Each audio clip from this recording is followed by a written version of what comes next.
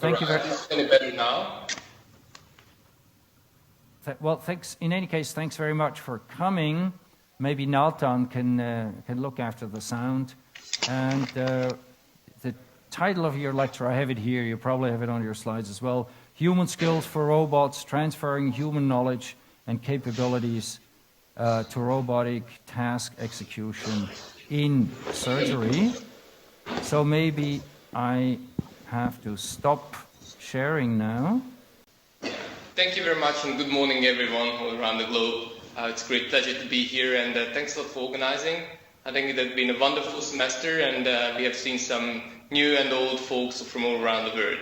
So what I would like to talk to you today is like how this all kind of robotics and learning and cognitive science paradigm is emerging into the field of surgery, which is something new, which is something we have never been exploring in this depth. And I think I fell in love with it from the first time when I heard probably 8 years ago that surgery is just transforming the way we do. Brief couple of sentences about our institution before we move on. So we are one of the largest universities in Budapest, or in Hungary. We are located next to the Danube. We are right now sitting in one of those nice buildings. Actually, this particular building is not that nice, but the rest of the campus is pretty much okay. And we have 8 faculties, and we belong to the Faculty of Electrical Engineering and IT. Next, please. So my personal background, I'm an electrical engineer and a biomedical engineer, and most of my work is related to surgical applications, medical technologies. And as Ralph said, I also have a spin-off company that's trying to forward hand hygiene and hand hygiene control, introducing it, hopefully a new device later next year. Next, please. So what we are going to address here is a certain type of robots that we use in the operating room. So if you look around, and particularly if you want to do as a structured way, we have industrial robots that we are all familiar with, and we have a totally new paradigm service robots. And of course, all these medical applications and all that are raising many, many interesting questions are the service robots, because within, next please, we have tons of different ways of using them. So first and foremost, we have a large group of home care or just elderly care robots, which we are very interested in. If you look into EU projects and new proposals, the next 5 years is going to be all about these care robots. But also in the medical area, we have non-surgical robots as well, patient carrying or just rehabilitation robots. But my focus has always been on surgical stuff. I think this is the most exciting when you do surgery. But if you look into the classical way, the traditional approach is to keep the patient or any human out of the robot's workspace. Even the currently valid ISO standard says that robots and humans must be separated. So how are we going to do surgery when the robot cannot touch the patient? And in the old days, please go forward, they just said like, we don't care, we just want to use a robot because we like robots, because robots are so good. For what are they so good? They are precise, they're accurate, they can do what we want, they can do what we tell them to do, and of course these could be used to improve surgery.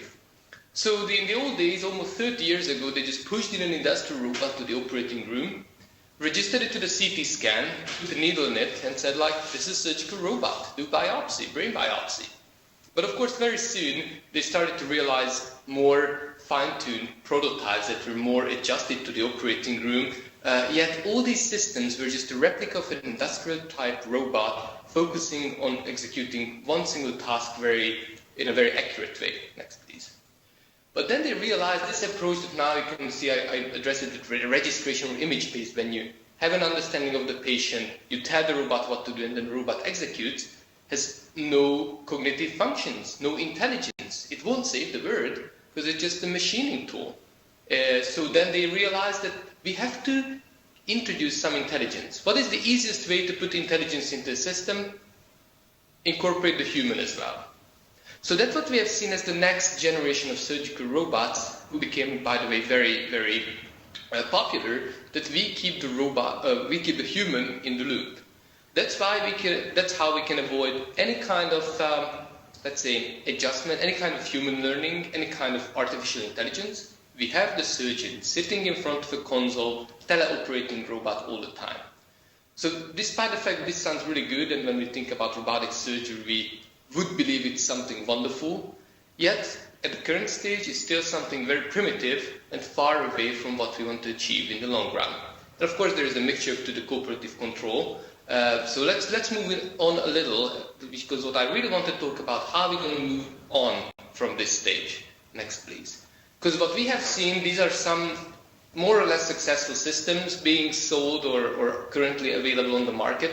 And if you see the numbers that are after the names of the systems, it's very clear that usually these robots sell to some of the early adopters, some pioneers buy them, but then they drop it and the technology could not really take on except for one single system. This is the Da Vinci, the bottommost, that probably are all familiar with, or not, if not, I will introduce. But that's the only robot that's commercially viable. It's just generating a lot of profit to the company. But as I mentioned, that's exactly following this pattern. Keep the human in the loop, no cognition, no automation. Next, please. Because all the time, the surgeon is sitting in front of the console, putting its head into a very nice 3D visual display, and then directing the moves of the surgical instruments inside the human body as he or she wants it, and then the robot always follows the surgeon. Not doing more, not doing less. This way there is no liability issue, there's no problem with errors, because the human would corrigate for anything, and we don't have to worry about that. Next, please. How we're going to move on? We want to introduce all those beautiful capabilities that on the research side we have been able to do and present in the past 20 years. So the very first gradual step forward is the so-called cooperative control, when the robot has some kind of shared control over the surgical side. The easiest way to imagine it is you holding the end of the tool of the robot or the device that also joins a robot. And as long as the surgeon is willing to do the proper thing, the robot will comply and will follow. But as soon as the surgeon wants to do something bad, the robot can stop the motion or can reduce it. So this way we can increase safety and gradually introduce robotic functions. But this is still just the very first step. So if we move forward, then we see that currently there are undergoing certain things around the EU and around the world to support surgery on a deeper level, and that is decision making. So far everything we addressed and the way all this began historically was just introduce precision. So that was the first. Use the mechatronic structure in the operating room so you have more precision for execution. But how do we know what to do better or how to perform better?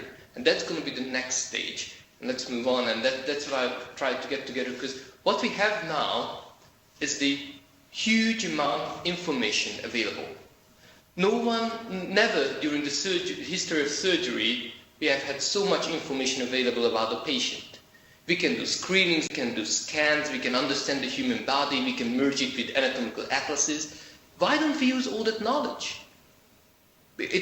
Actually, we are trying to use it. So we show images to the surgeon, we try to train them, but we just try to understand now how to do it. And now here's a path forward, how we try to achieve it from the scientific point of view. So first and foremost, we have to understand surgery, because there's a huge lack of understanding what we call surgery and what is a good surgery. So if you ask the question yourself, who is a good surgeon? How are you going to measure that? What are the key performance indicators? How many people survive under him or her? Is that good? If you die, even if you have 1% chance of dying, like removing your tonsil, probably that's not a good outcome. Then we can introduce some further metrics, like time of surgery, but if it's more complex, or the survival, we're still struggling to understand how to measure surgery. And one project that I'm doing here with my students is just recording surgery, because that's just the fundamental. So we don't even have recordings enough of surgery. So what can you do there? Sensorize the surgeon. So put a lot of tracking. We have cameras, we have Kinect, we have the electromagnetic tracking. We have all kinds of means that were not available 10 years ago. Put on the surgeon, and finally you can follow what they do in the operating room, and try to tag it, try to understand it. Next, please. And once you have that, you can analyze and you can go deeper. Like not just looking into these basic functions like time of flight or path in the air, but you can try to use some machine learning on the collected data. And this is where robotic surgery and classical surgery are just fusing together, because this teleoperation control paradigm that Da Vinci is using very effectively is just providing tons of data to us.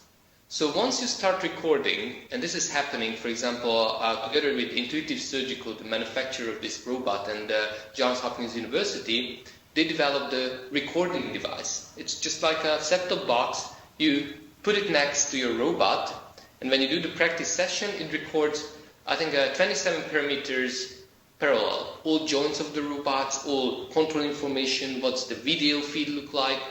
And all this can come together, and now we have these long recordings at large, so you can do statistical analysis. Finally, this is a data set which is applicable to get machine learning algorithms running on. And we just started it. And then the next step is to repeat surgery. So once we identified, like, okay, this is how we do it, let's try to transfer this into robotic technology. And this is just really the first step toward automated surgery. So a couple of things that already work. If you identify points on a patient, then we have robotic setups, only in research facilities, but we do have those, that gonna put a tie around it and do it perfectly well. Force controlled, vision controlled, mixed, everything. It's gonna put a perfect tie around it. However, this will only be a repeat of a previously learned tie from probably thousands of samples, but still lacking the human decision-making capability where to put it, how to deviate from the kind of optimal knot.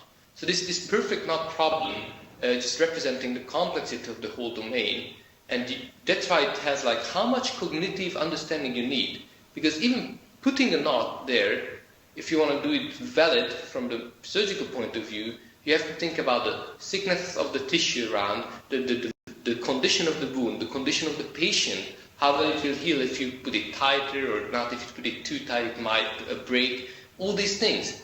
So we have to extend the scope, and rather just repeating certain motions, we have to do more, and this is just the way towards automated surgery, how we look at. From these small segments we have identified, and various groups are working on it around the world, we try to puzzle together full surgeries, identifying how to do the best way.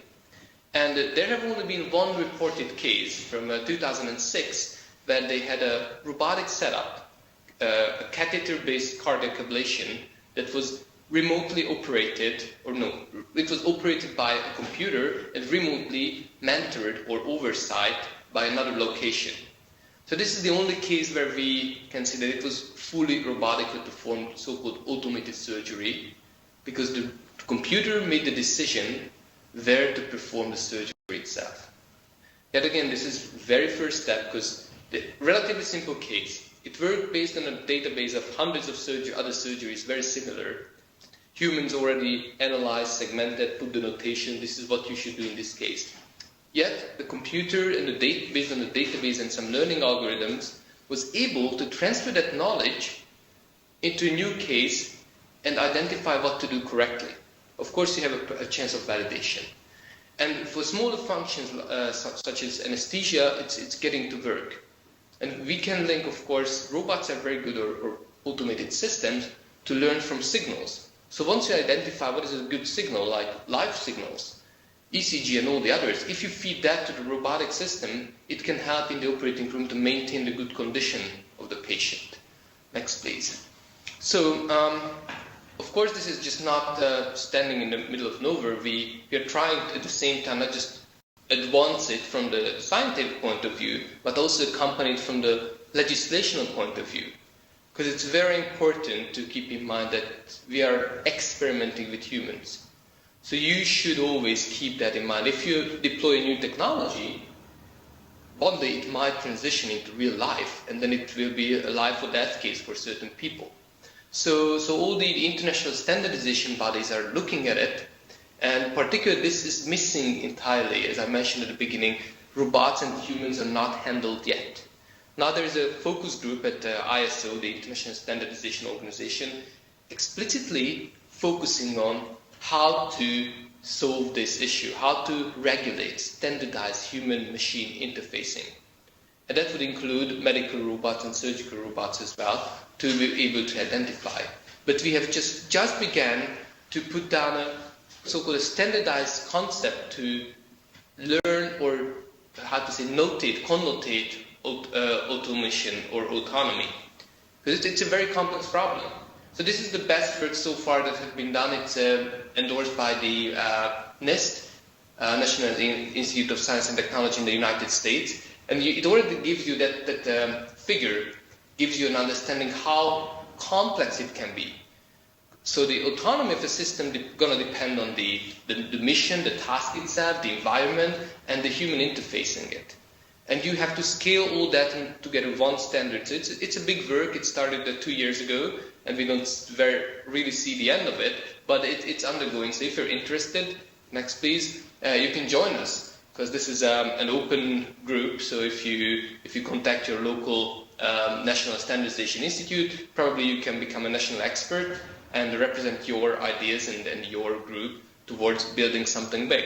And this is not only happening on the ISO or IC level, but also from the professional side. So the IEEE, the Institute for Electronic and Electrical Engineers, the largest electrical engineering association in the world, is also having its own standards and also having its own working group to develop these standards. So this is a very, very actively evolving area, and we have a lot of people working on it. Next, please. So what we want to do and why it would make sense, because at first for many people it doesn't make much sense to work on standards, especially once you have such a low understanding what is going on. But we really want to support new systems. So as I showed you at the beginning, there are already a dozen of surgical robots available on the market. They do not have decision-making capabilities. But it's only a question of time when we introduce, because it's a software update. We already have the hardware deployed, the number of thousands in the case of the Da Vinci. You can just download the new software, and all of a sudden, your robot is capable of doing autonomous surgery, if we allow it.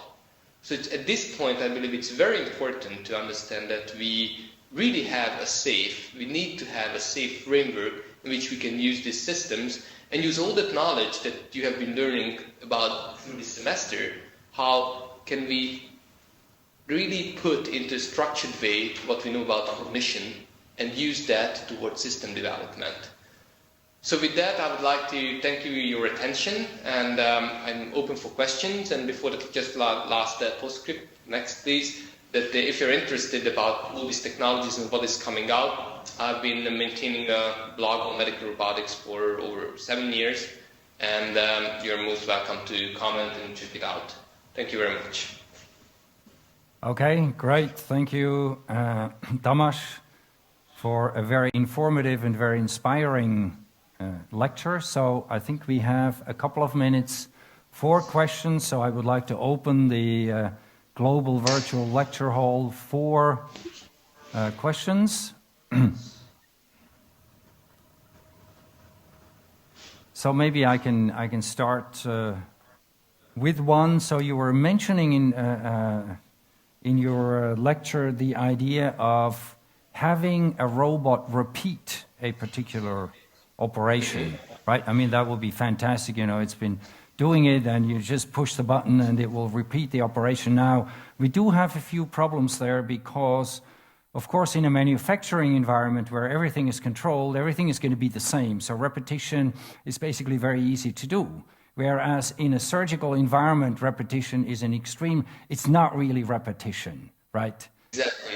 So this is the transition. But if you look into new ways in industrial automation, this is also the new way, the bot and the other robots, because it's not going to be a position-controlled repetition of a task anymore. There is a little cognition behind, so it's going to be task-level repetition. So when you tell your robot to close this wound, the robot will not repeat the same motion as it did before, but with the visuals, the senses and everything, it will be able to identify the task. And then, through that, we can make sure that it repeats the same task and not the same kind of motion. Okay, thank you. I think we have a question here from Zurich. Sure.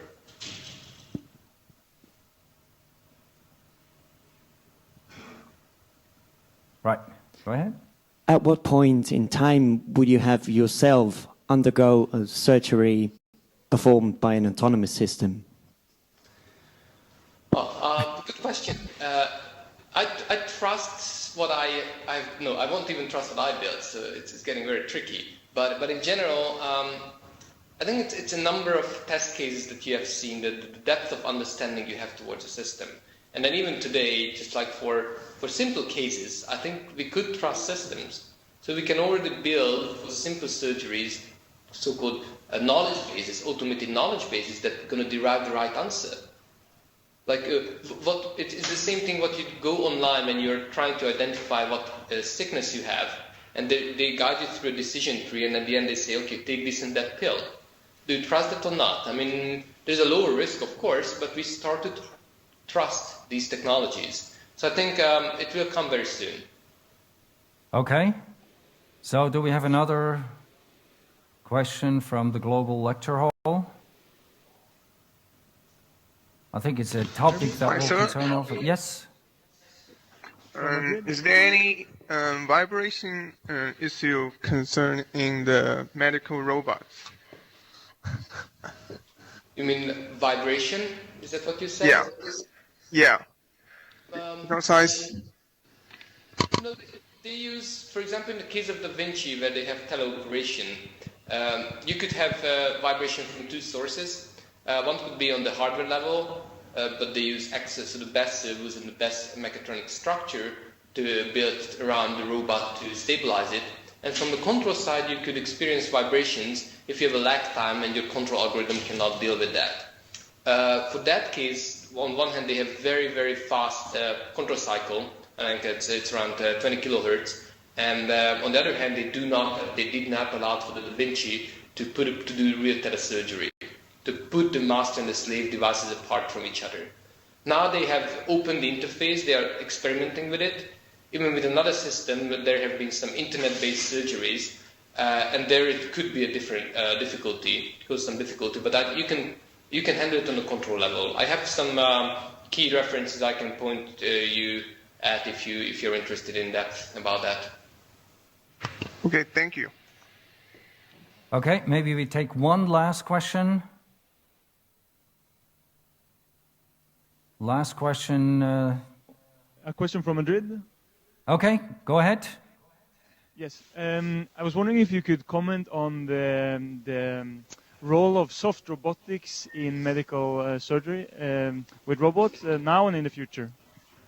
Okay, so now currently the problem with soft robotics that you incorporate so much on the design level about the flexibility or the softness really that you're really interested to looking at the action rather than what the outcome is, like the way how the robot is performing. And I don't think in surgery at this point liability would prevent it, because if you do surgery and if there are always serious consequences. So for now, I don't think it's going to be introduced into the operating room. So you want to approach it from the classical industrial, clean and bright, precision-controlled way when you know what you're doing with your robot and you want to be able to tell always, even ahead in time, what's going to happen. For the distant future, there are some initiatives, and that could happen on the micro-robotics level. So what some people working, for example, also in Zurich, there are some excellent groups focusing on micro and nanoscale robots that you can swallow or get injected, and they could be so small, just like molecule size, that with an external magnetic field, such as the MR scanner's field, they could be directed to a certain part of your body, to, for example, to release some specific drugs there. And then it becoming a soft robotic treatment in terms of it's going to be a statistical treatment. Most of the robots will get there, they will do something there, but there will always be some some leftovers around your body. So I think in that area we will see it soon. Okay, thank you very much. Thank you for the discussion, and thank you again, Thomas, for a very fascinating lecture and, you know, pointing us into future applications of robotics. So thank you again. I think this was an extremely informative and inspiring lecture.